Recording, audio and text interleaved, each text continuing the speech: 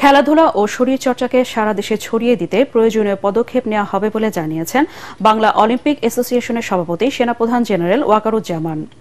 সকালে রাজধানীর গুলিস্তানের জাতীয় স্টেডিয়ামে অলিম্পিক ডে রানের সমাপনী অনুষ্ঠানে একথা বলেন তিনি। ঢাকা শহরের অট্টালিকার ভিড়ে খেলার মাঠ হারিয়ে যাওয়ার আক্ষেপ জানিয়ে সেনাপ্রধান বলেন, খেলাধুলা ও শরীরচর্চা করতে না পারলে নানা ধরনের রোগ শরীরে বাসা বাঁধার সুযোগ পায়। এর আগে শিশু একাডেমিতে অলিম্পিক ডে রানের উদ্বোধন করেন জেনারেল ওয়াকারুজ্জামান।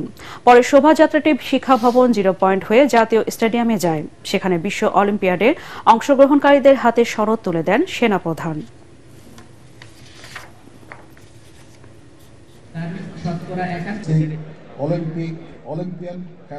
ঢাকা সহ বাংলাদেশের বিভিন্ন জায়গায় এরকম ফিজিক্যাল অ্যাক্টিভিটিস আমরা করব, বিভিন্ন অনুষ্ঠান আমরা করব, যার মাধ্যমে উদ্দেশ্য হবে এদেশের আপামর জনসাধারণকে এই ক্রীড়াতে উৎসাহিত করে তোলা, ফিজিক্যাল অ্যাক্টিভিটিসে উৎসাহিত করে তোলা।